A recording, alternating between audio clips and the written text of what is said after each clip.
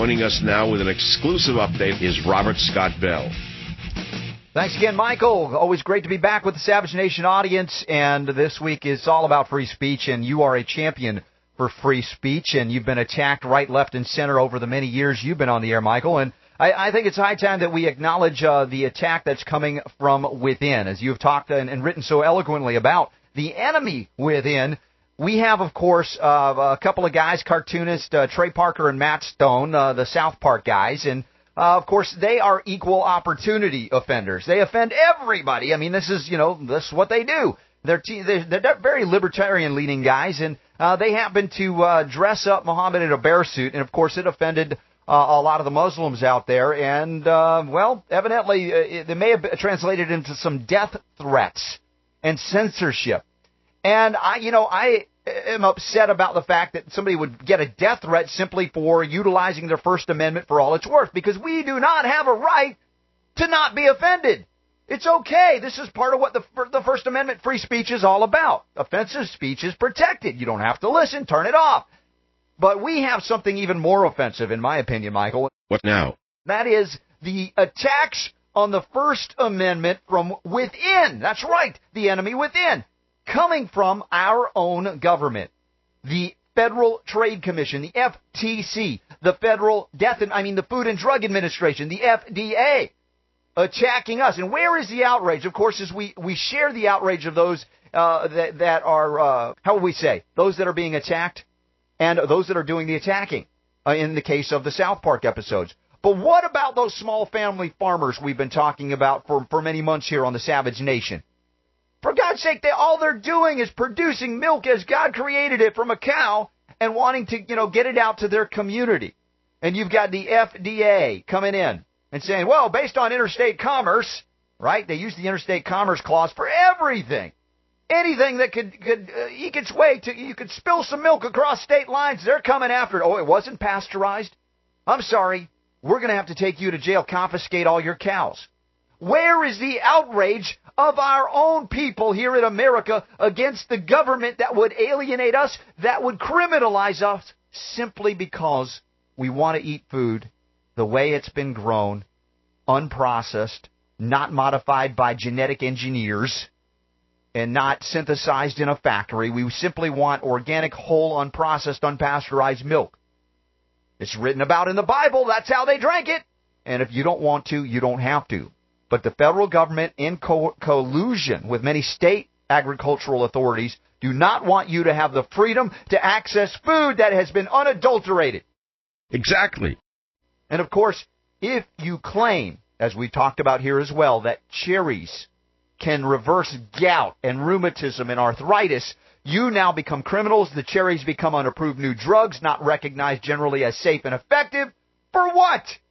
As we've talked about, oranges curing scurvy. No, we can't say that because that makes oranges drugs that are unapproved by the federal government. Where is the outrage that our own government would attack our own people, our own farmers, the backbone, the heart of America? Without them, it's all over. And, of course, we know about factory farming and factory food and how it's degrading the nutrient content within it, and they're throwing all kinds of things that were never intended to be put in food or anywhere, and they're calling it food. Where is the outrage? The federal government is running a protection racket for the drugs and vaccines of Big Pharma rather than protecting us from those attacks. The freedom to choose them, the freedom to not choose them. That is fundamentally an American ideal, and believe me, an ideal that goes beyond that to the creator of creators, that we were granted free will and the freedom to choose. And I believe that the government's attack on these people, these farmers, much like the attack on Trey Parker and Matt Stone of South Park, is unconscionable, certainly blatantly unconstitutional for the government to go in there and suppress speech this way. But again, being banned in Britain, what governments are willing to do to turn their state into a nanny state, into a big brother state. Right. And we got big brother, we got big sister, we got big mommy and big daddy operating when it comes to food. And then they went after the walnuts because, oh my gosh, the distributor, Diamond distributor, they had the audacity to post on their website that there's gamma-linolenic acid, GLA, in their nuts. And, of course, at that point, you can prevent heart disease, for instance. And, of course, the scientific peer-reviewed journals supported it. That's what they referenced. But the moment they referenced it, walnuts became an unapproved new drug, generally not recognized as safe and effective, and therefore the FDA says you can't sell them. We're coming after you. We will seize them. We will fine you. You continue. You may be imprisoned. And the FTC is the attack dog in this case with the big guns to fine people simply and companies simply for speaking the truth about these things. And another interesting story, we've talked about ear candles. Granted, not a lot of people know about ear candles. They've been used for perhaps hundreds of years in different forms. Some have called them Indian cones. They are not to remove earwax. It isn't about everybody having or wanting to do that. But why not defend everybody that wants to utilize them safely? People haven't been dying from ear candles. And yet the same day we find out that the FDA went on attack, sent out warning letters to all of the manufacturers of ear candles.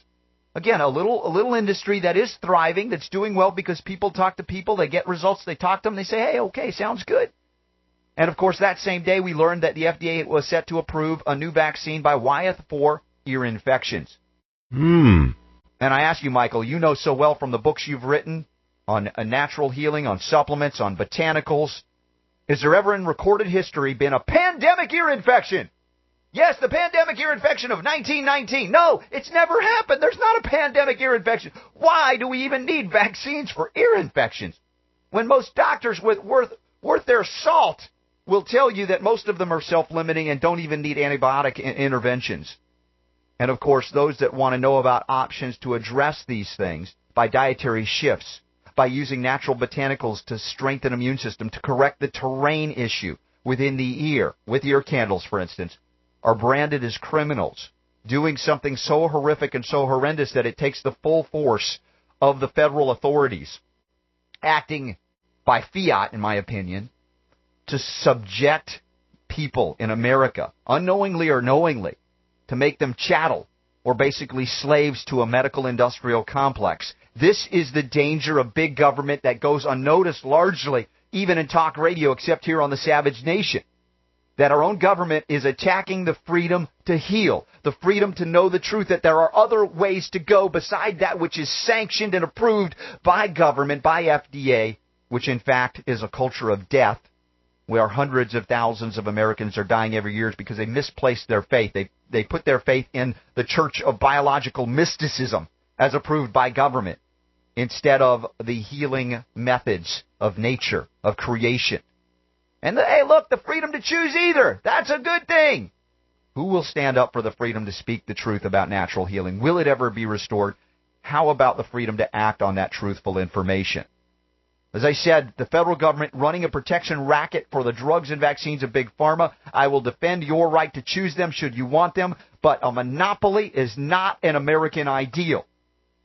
And as long as the people put up with it, Michael, the FDA, the FTC, these government alphabet soup agencies will continue to eat out our substance, leaving us an empty shell, and then we become dependent upon the whims of faceless bureaucrats for our medical sustenance. Think Obamacare. And then nutrition will be outlawed unless synthesized and approved by the state. Unbelievable. We are not here in the Savage Nation a bunch of wussies and wimps that were willing to put up with that. FDA unapproved radio, we need more of that. And I thank you, Michael, for being a place where liberty still reigns in media, where this message is getting out. We don't have to like the message of South Park. You don't have to watch it. You don't have to like natural medicines, natural remedies, or even my message. But defend to the death the freedom to offer it, to access it, to act on it, to know the information, and utilize that information to better, without force or fraud, which is the exclusive domain at this point of the United States Incorporated, the federal government, which has gone into bed with global corporations that have no allegiance to any nation or state, least of all the people here in these United States. Well, thanks for the report, Robert. Thanks again, Michael. Always good to be with you on the Savage Nation. It's an honor and a privilege to let loose on this message of liberty and health freedom. Those of you who want to learn more can check out my blog at robertscottbell.blogspot.com or just search engine my name. You'll find me. Thanks again. I'll be right back.